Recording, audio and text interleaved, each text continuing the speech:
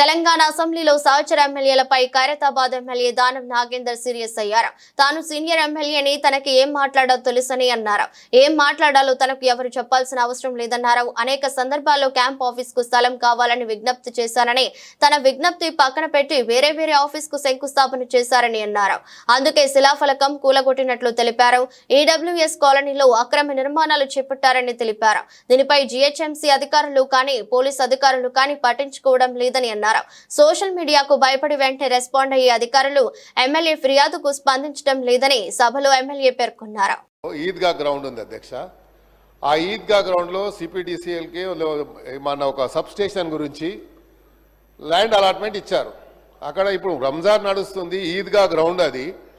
దాని పక్కకు వేరే ప్రభుత్వ స్థలం ఉంది. ఆ స్థలంలో కొంచెం నాకు క్యాంప్ ఆఫీస్కు స్థలం ఇవ్వమంటే అది వాళ్ళు ఐడెంటిఫై చేయలేకపోయారు. సబ్ స్టేషన్కు నేను లోకల్ ఎమ్మెల్యే ఉంటే నా నాలెడ్జ్ లేకుండా నేను ప్రివిలేజ్ నోటీస్ ఇస్తే కూడా యాక్షన్ తీసుకుంటారో లేదో అని చెప్పి మీది చెప్తా ఉన్నాను. ఎందుకంటే ప్రివిలేజ్ మోషన్ ఇచ్చేటువంటి నాకు నా హక్కు ఉంది కాబట్టి, నా ఫండమెంటల్ రైట్ కాబట్టి నేను చెప్పొచ్చు. కానీ నా ప్రమేయం లేకుండా, నా యొక్క ప్రెజెన్స్ లేకుండా అక్కడ ఫౌండేషన్ వేశారు. నేను పోయి నా రెగ్యులర్ స్టైల్లో పలగొట్టాను పోయి. ఎందుకంటే ఇక నాకు వేరే ఆప్షన్ లేదు కదా సార్. ఆప్షన్ ఉన్నప్పుడు అంటే వేరే తీరు చెప్పొచ్చు. సో మరి మంత్రి గారు ఉన్నారు కాబట్టి, భట్టి గారు ఉన్నారు కన్సర్న్ మినిస్టర్ కాబట్టి వారి నోటీస్ తీసుకొస్తున్నారు అధ్యక్ష. ఇక తర్వాత చెప్తా ఉండు రాజుబాయి